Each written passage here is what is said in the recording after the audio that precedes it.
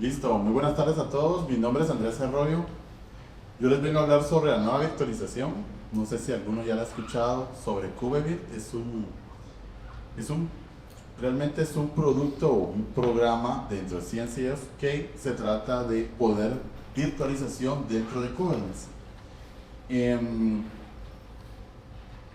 Aquí están mis datos. Llevo 17 años en GBM viendo diferentes arquitecturas. Trabajo para Centroamérica, República Dominicana y también soy un IBM Champion 2025.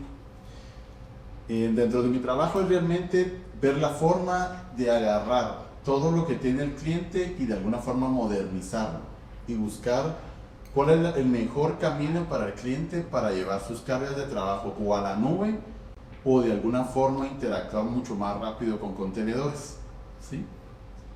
También me acompaña Gary López, que ya lleva 9 años trabajando en GBM y él nos va a ayudar con una demostración de la solución teniendo un Kubernetes y un par de máquinas virtuales, ¿verdad? Entrando en materia, KubeVirt, si se dan cuenta, es una máquina virtual y esta máquina se ve como un pod, ¿sí? Cuando ustedes despliegan alguna aplicación dentro del ecosistema de Kubernetes, al final ustedes levantan un pod en base a un deployment. Con esto significa que podríamos decir que estamos utilizando KVM dentro de un contenedor para poder levantar algún sistema operativo a nivel funcional. ¿Qué gano con todo esto? Gano el poder tener un control de la máquina virtual teniendo todos los beneficios que Kubernetes hoy por hoy ya tiene. Eso significa que si yo monitoreo todo de alguna forma con Grafana y Prometheus, de la misma forma estaría monitoreando el tipo de arquitectura de una máquina virtual como contenedor. Y esta plataforma se vuelve una unificación entre contenedor y máquina virtual y podría levantar algún Windows, ¿sí?, dentro de un ecosistema de Kubernetes. Pero me dirían, pero ¿por qué yo debería de hacer esto? Si lo mejor es modernizar la aplicación basándonos en contenedores. Pero muchas veces se podría decir que los clientes dicen, mira, yo tengo una máquina legacy con Windows 2000, quiero modernizarla, pero no puedo sacar el producto dentro de esta máquina virtual. Entonces, de alguna forma, para que tenga una interacción mucho más rápida dentro del ecosistema de contenedores, yo podría venir y tomar esa máquina y colocarla como contenedor, más bien como una máquina conviviendo en contenedores. La tecnología que utiliza internamente es QEMU, que uno puede levantar en una máquina en una laptop QEMU y puede crear máquinas virtuales muy rápidamente desde su laptop. Con esto yo voy a poder tener la creación de todo mi ecosistema de interacción y tener algún tipo de contenedor que pueda hacer como él. Si se dan cuenta, ahí se ve una gráfica donde yo podría tener los workers y tener la máquina virtual como un contenedor y pueden convivir entre ellos. ¿Cómo hacemos eso? Bueno, estos serían como los productos de open source que se estarían interactuando. Hoy por hoy KVM ya existe desde hace muchos años, ¿sí? Lo que se hizo fue que agarramos KVM, se convirtió el producto de KubeVirt para que viva en un ecosistema de Kubernetes. Con esto realmente tenemos estos tipos de productos de open source trabajando en comunión para poder brindar ese tipo de servicio. Al momento de tener un namespace o un proyecto, yo podría tener los contenedores y mis máquinas virtuales trabajando en un tema de alta disponibilidad.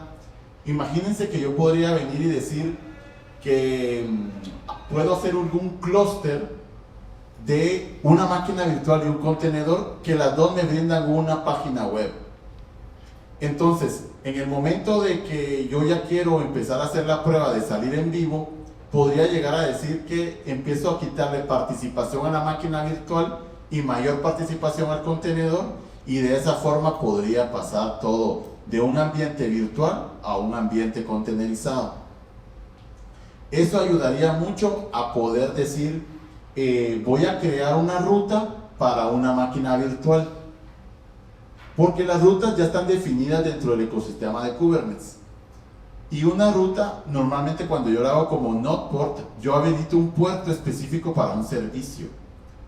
Que eso es muy similar como lo hacen las nubes hoy por hoy. Cuando ustedes piden una base de datos en una nube, no es que le vayan a dar, este es el servidor del servicio de base de datos, no. Lo que le dan es, usted se conecta por medio de este nombre y este puerto y da así, y ustedes no ven el detrás de cámaras de todo el servicio que hay detrás. Si hay muchos servidores, ¿qué hay detrás de cámaras? No se sabe en la nube. Eso es la tendencia o la estrategia que se está manejando con este tipo de tecnología, teniendo servicios y rutas específicos en algún grupo de contenedores y máquinas virtuales para poder venir y exponer un puerto en específico y de esa forma tener un mejor control de seguridad, porque no se podrían hacer un testing de vulnerabilidades porque solo estoy exponiendo un puerto nada más. Entonces eso ayuda mucho más a cómo deberíamos de empezar a diseñar las arquitecturas de nuestras aplicaciones en convivencia con máquinas virtuales. Entonces, volvemos a un mundo de máquinas virtuales contenerizado, ¿sí? Donde le damos todas las características de Kubernetes en planificación, alta disponibilidad, servicios, para poder tener esto muy rápidamente en el tema del despliegue. Otro tema es que puedo tomar el CPU, el storage y el networking del mismo Kubernetes. Eso significa que si yo tengo Ceph, yo voy a empezar a crear mis máquinas virtuales en Ceph como storage, ¿sí? Entonces, de esa forma, si yo le hago un snapshot, yo al final tendría un grupo de memoria en el Ceph y luego lo puedo descargar a mi computadora. Es mucho más rápido hacer copias de seguridad en un tema de Kubernetes. También tiene el tema de Light Migration. Yo puedo decir que tengo una máquina virtual y la muevo entre nodos y simplemente se pierde aproximadamente un ping, pero eso me ayudaría también a poder tener esa migración, ¿sí? Otro de los temas muy importantes que se están viviendo hoy por hoy en esta era o en esta época es que Broadcom compra VMware, ¿verdad? Y viene Broadcom y le pone precios muy exagerados a toda la solución. Entonces, este podría ser uno de los posibles caminos que podrían tener empresas en decir, ya no voy a usar VMware, sino voy a, de una vez al momento de modernizar, también agregar el tema de máquinas virtuales, sacándolas de VMware. En la parte de red, yo podría llegar a utilizar todas las tarjetas de red y especificando una VLAN, ¿sí? Yo especifico las VLANs y al momento que cualquier máquina virtual yo lo especifico, le puedo asignar una IP que pasa por el bridge y automáticamente tiene una salida pública, como normal lo hace cualquier hipervisor. Pero también puedo manejar un tipo de red nateada que nadie la va a poder ver, que es como funcionan los pods o funcionan los contenedores, que los contenedores no se exponen si no les activo un servicio, una ruta para poder exponerlo. De la misma forma yo gano estos beneficios en todo el tema de red, ¿sí? Entonces es muy importante llevar esa idea y decir, bueno, ¿será que la limitación son los contenedores? Yo puedo llevar mis máquinas virtuales. Entonces es muy importante estar muy abiertos de saber todas las capacidades que podemos llegar a tener en Kubernetes con todos los productos de CNCF. Aquí les agregué el comando que me va a ayudar a convertir simplemente un archivo VMDK, que es la extensión de una máquina virtual de VMware. Entonces yo agarro ese VMDK, ejecuto el comando y ya me lo pasa a QCO, que es la extensión de QEMU, y ya teniendo esta, yo ya la puedo subir a KubeVirt en Kubernetes. ¿Hay procedimientos más sencillos? Posiblemente sí, pero en este momento, esta es como que con una línea de instrucción, yo convierto mi máquina y la puedo utilizar en este tipo de tecnología. ¿Y qué es lo que proponemos en GBM? Proponemos que al modernizar las aplicaciones de diferentes clientes, le decimos, mira, agarra todas tus máquinas de una aplicación, o sea, que convivan dentro de una aplicación. Posiblemente sea algún application server como el WebLogic, alguna HTTP y alguna base de datos, que en conjunto forman un servicio. Y de esa forma, migrarlos a KubeVirt como máquina virtual, luego ya empiezo a modernizarlas en algún orden. Por ejemplo, digo yo, bueno, voy a agarrar Apache y no sé, se me ocurre ponerle Nginx, por ejemplo. Entonces, ya en lugar de usar solamente, pero sigo conviviendo los contenedores de Apache o Nginx con máquinas virtuales. Pero es un proceso de modernizar, es un proceso de dar paso a paso para poder venir y tener una mejora de servicio en el tiempo. Y al siguiente paso ya es agarrar el application server y decir, bueno, voy a probar el JBoss containerizado, voy a probar Tomcat, voy a ver el servicio como tal, ¿verdad? Nosotros hoy por hoy proponemos Quarkus dentro del tema de Java. Entonces, conforme vayamos haciendo el movimiento, si se dan cuenta al final, detrás de cámaras al cliente ya no le importa si todas son máquinas virtuales, si todos son contenedores o es un híbrido, pero al final vamos a tener esa modernización y esa exposición del servicio como una página web como tal. Entonces aquí ya muestra cómo debería de ir quedando, ¿sí?, cada uno de los servicios, y el momento termina con la containerización, ¿verdad? Entonces, dentro de la solución de KubeVirt, por la ayuda que hace KubeVirt, nosotros trabajamos con OpenShift Virtualization ya como solución integral Enterprise en GBM, ya que KubeVirt no brinda, como es un producto de la comunidad, entonces tiene sus limitaciones, pero en GBM lo que hacemos es que utilizamos esta solución como una solución Enterprise para poder colocar máquinas virtuales en cada uno de los. Entonces nos aporta KubeVirt al producto para irlo innovando y irlo mejorando en cualquier ambiente. Vamos a ver el demo y luego pasamos a las preguntas. Voy a aceptar el sacrificio. ¿Qué tal? Buenas tardes a todos. Muchas gracias por estar acá. Déjenme aquí ejecutar un par de comandos porque ya lo tenía armadito.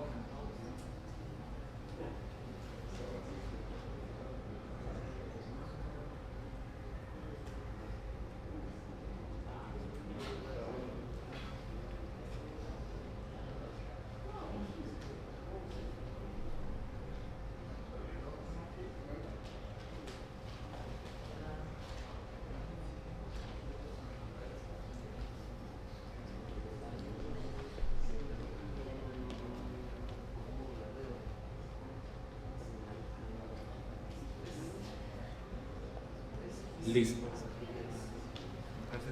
Bueno, el demo, lo que consiste, no vamos a levantar la máquina desde el inicio, ya que es un proceso bastante tardado, ya que al levantar una máquina de unos 40, 50 GB te puede llevar alrededor de unos 30, 40 minutos. Por lo tanto, yo ya la tenía levantada. Solo me gustaría mostrarles el tipo de objetos que se crea y cómo lo podemos levantar. El objeto principal para cuando creamos una máquina virtual es un objeto tipo Virtual Machine. Esta es la máquina virtual y ya cuando nosotros la levantamos se crea un tipo de objeto Virtual Machine Instance. Aquí podemos ver, se lo mostré. Aquí tengo mi máquina llamada Wii.19-2, por algún motivo le puse el guión 2, Y en mi Virtual Machine Instance también tengo la misma máquina porque ya está levantada. Vamos a ver por acá. En VBirt se apoya de una herramienta que se llama VirtCTL. Esta herramienta lo que nos sirve es para poder conectarnos directamente a la máquina y a la vez nos puede proveer un punto de enlace para conectarnos a la máquina en un caso de un Windows a través de RDP. Yo le hice un forward a través de un bastión al puerto 36809 de mi bastión para que pudiéramos tener acceso únicamente, pero acá lo podemos ver. Esta es una máquina Windows común y corriente con la alternativa de que está corriendo sobre Kubernetes. Aquí le voy a mostrar el pod. Este pod que ven acá, que es Virt, Launcher, Wing, es el pod que tiene la máquina virtual adentro. Adicional del container de la máquina virtual, posee dos containers extras que son los que ayudan a poder levantar la máquina.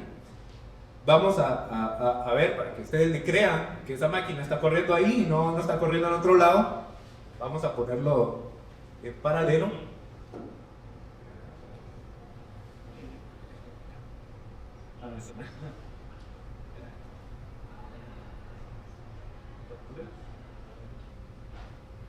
Acá yo tengo mi Windows, tengo aquí mi pod.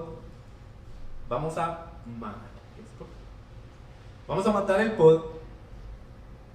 Vamos a decir que no queremos el periodo de gracia. Y automáticamente mi máquina Windows se va. Como no detuvimos la máquina como se debe, Kubernetes automáticamente me va a crear el siguiente pod. Y ya lo voy a poder ejecutar. Y ahora lo voy a abrir. Porque como hice un forward hacia ese puerto en mi bastión, lo tengo que volver a levantar porque se cierra automáticamente. Entonces, de acá ya vamos a poder ver el Windows levantado. Aquí pues hay varias opciones que también no nos da tiempo, desearíamos poder mostrarlas.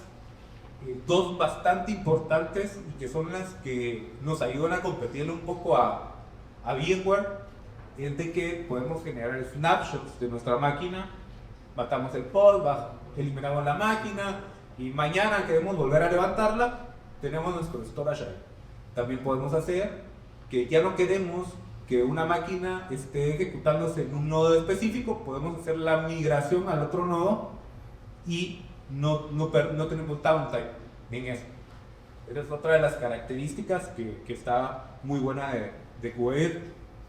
Y eso era lo que teníamos preparado en estos 5 minutos. No sé si alguno de ustedes tiene alguna consulta que quisiera exponer aquí.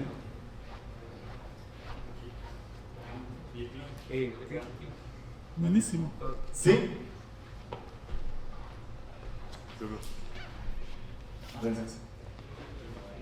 Como es un pod, ¿verdad? Entonces está sobre un worker node, pero este worker node tiene que ser, me imagino que tiene que ser especialmente una AMI de Windows.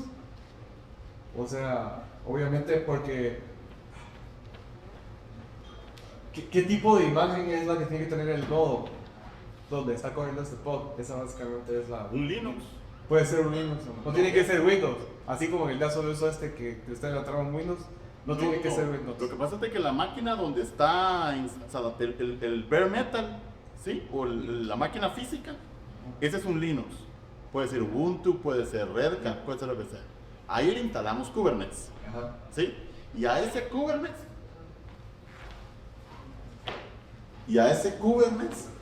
le colocamos Kubernetes. ¿Sí? Ya que le instalamos Kubernetes, podríamos venir y crear una máquina virtual y la instalás como cualquier máquina virtual. Le decís, este ISO, quiero que empiece a bootearlo. Y empieza a bootear paso a paso. Y va dándole next, hasta que termine la instalación como tal. Ese es un camino. Otro camino es que agarres tu laptop, instales QEMU e instales en una máquina virtual comúnmente, y ya que la terminaste, tenés el QKO, que es la extensión, y la migras y la subís dentro de Kubernetes con KubeVirt. Y de ahí das a encender y ya te carga automáticamente como lo viste ahorita.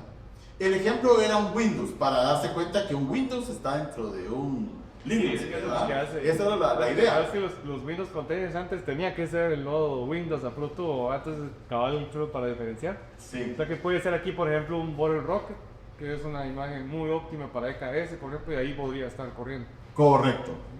Correcto. Andrés mencionó dos formas de correr el Windows. Una es correrlo desde el ISO y el otro que es tu máquina y con el comando que es con una presentación pasarla para poder. Cuando lo ejecutamos con el ISO, de primero tenemos que poner el ISO como un volumen para la máquina virtual. Hacemos toda nuestra instalación y ya cuando hicimos nuestra instalación tenemos que hacer una modificación en el YAML para que ya no tome el ISO y unos drivers que hay que utilizar para instalar el Windows. ¿Sí? Entonces ahí sí hay que hacer un cambio. Esos fueron los pasos que hice, pero fueron previos. Entonces sí tiene eso de que agarras el primer YAML, instalas todo y tenés que modificarlo después.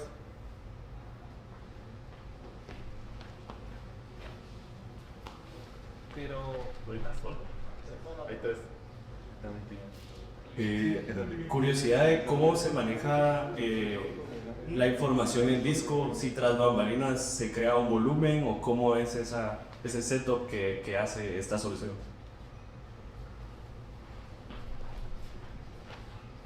Si se crea, bueno, si nace un storage class, ¿verdad? Y a eso le haces un PVC, ¿verdad? Un Persistent Volume Claim, y ahí ya lo pegas al PVC y ya te lo asocia el pod para que haga el buteo como lo habíamos visto. O sea, sí hay que preparar ese recurso. Sí, hay que crearlo, sí hay que crearle la parte de storage.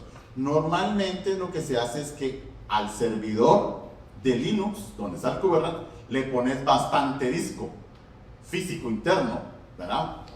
Y ahí le pones, no sé, unos 300 gigas y le pones que el Windows sea 40 gigas para hacer la prueba y usas el disco duro, el host, ¿verdad? Hostpath, lo usas como volumen persistente y ya con eso puedes levantar tus máquinas virtuales.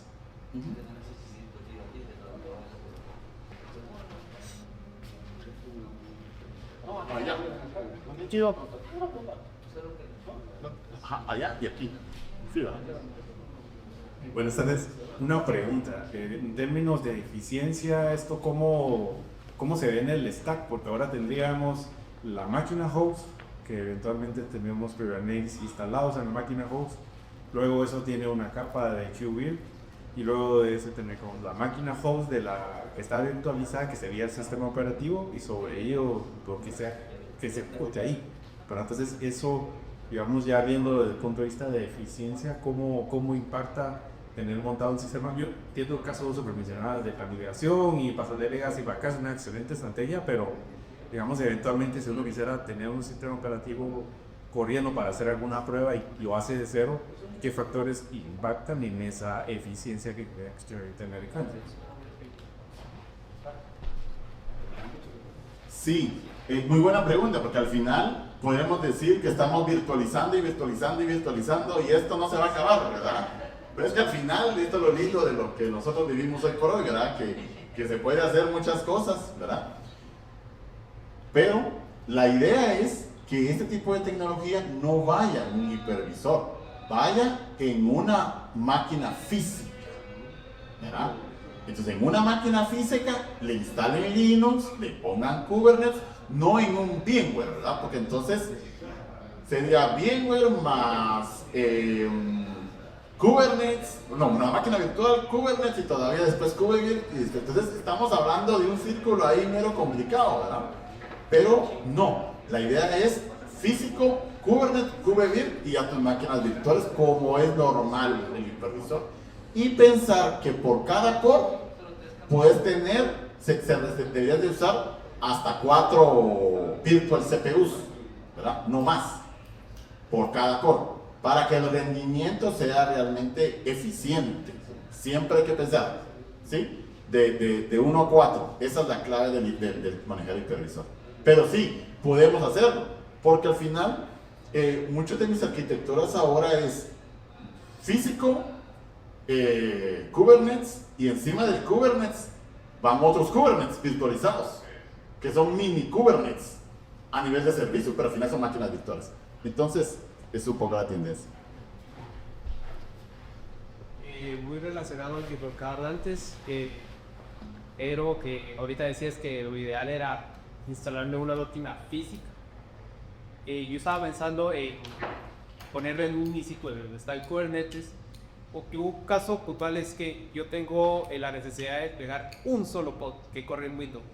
Entonces, quería ver si esto sí soluciona el poder correr la máquina virtual de Windows usando esta tecnología y encima de eso el pod de Windows. Pero creo que todo... No, la verdad es que no. Mira, lo que pasa está de que si hay documentación donde dice que podría llegar a ver que un Windows tenga Kubernetes. El problema es la naturaleza como funciona Kubernetes o cómo funcionan realmente los contenedores.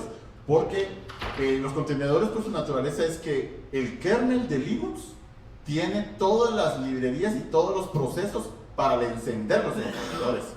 Pero porque el kernel realmente también sigue siendo parte de la comunidad, entonces todos pueden aportar para que eso todos podamos hacer container runtimes, que es, hay muchas marcas, ¿verdad? Como Docker, como CRI-O, como Podman, que saben utilizar la librería del kernel para poder encenderlo. Pero ¿qué pasa con Windows? Windows no podemos tocar el kernel de Windows, ¿verdad? Es algo tan cerrado que nadie ha podido aportar esa parte. Entonces los contenedores por su naturaleza de buscar esas librerías no van a funcionar de una forma eficiente, ¿verdad? El problema más es el sistema operativo de Windows para el tema. Pero lo que me preguntan no sería un camino para resolver, ¿verdad? Excelente. ¿Alguna pregunta más? ¿Otra ya? Muy bien. ¿Estuvo interesante la charla, no? Sí. Excelente. Tengo dos preguntas. No, solo uno. Era para que se riera, si no Tom Pérez.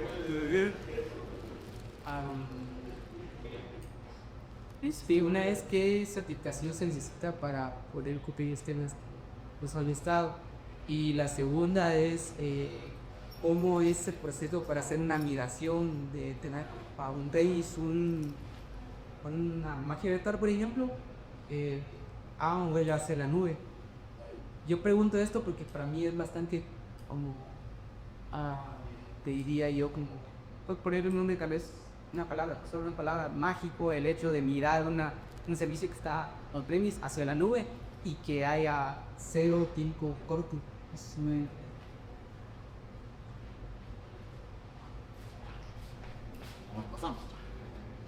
La primera es la certificación, pero la certificación, ¿en qué sentido la certificación? Esto de la ¿En conocimiento? Sí, para poder aplicar a un empleo y que tenga las obligaciones de los detalles corrientes o a otros. Ya. Ok. Bueno, si hablamos de OpenShift, sí, existe una certificación de OpenShift Virtualization. Y hay un curso y hay un tema de un Learning Path para poder llevar todo ese ciclo. Ya Enterprise sí existe, ¿verdad? Igual ahí estamos en esta parte de acá, por si quieres más detalle a nivel de esta información. Ahora, en la segunda fue cómo sería la migración a la nube. Sí, todas las nubes tienen un procedimiento o unas aplicaciones especiales para poder migrarlas. Normalmente lo que se hace para cuando es cero de downtime es que empiezan a copiarla, pero no apagan donde está la máquina. Y cuando termina de copiar, él te dice, me avisas para yo apagar la otra y te enciendo la otra y otra vez estamos todos en vivo y a todo color. Aunque yo no recomiendo eso. Al final lo mejor es clonarla y subirla clonada. Y cuando termine y tengas una ventana de la noche, la apagas y la encendes, pero la podrías encender en el otro lado y no le das red. y la probás y te das cuenta que funciona bien y toda la cosa. Ya que te das cuenta y la validas, entonces decís, ahora sí puedo hacer el cambio. Le das a la otra y la apagas y check. Ese será el cambio. Excelente. Una última. Una última, sí. Ok. Yo cuando lo vi, lo primero que pensé fue en las réplicas. Si yo así de loco le pongo 10, ¿cómo levanto esas 10 maquinonas ahí? Me va a traer todo abajo. ¿Hay alguna protección ahí por ser esto especial, que es algo muy grande por cada porter? Estoy seguro que ahorita que lo dijiste todos dijeron, tienes razón. ¿Qué va a pasar con nosotros en esta manera? No, la verdad es que tenés toda razón. Lo que hace es de que se definen mínimos y máximos, ¿verdad? Para que el abastecimiento, ¿verdad? No sea tan... Y al final no corre tanto rápido, ¿verdad? Pero imagínense unas funcionalidades increíbles de esto es que voy a decir, voy a hacer un clúster. La clonas, le pones otra IP y ahí tienes un clúster. Eso sí, tu aplicación tiene que soportarlo, ¿verdad? Hacer los cambios de hostname por lo menos, o cargas el systrep, que es el que Windows te cambia algo ahí, o Linux. Pero la idea es mejor que penses en ver cómo la modernizas en contenedores y hagas alta disponibilidad entre contenedor y máquina virtual, pero sí puedes aplicar las limitaciones de autoscaling para que no sea, que se coma todos los recursos, ¿verdad? Pero por eso yo le ponía mucho esta presentación de este es el futuro, ¿verdad? De la virtualización. O sea, ¿por qué vino ahorita a impulsarse y hablarse mucho de esto? Por el tema de Broadcom con VMware, ¿verdad? Listo. Espero que cualquier cosa me avisan. Ahí estamos en el empleado de GBM. Muchas gracias.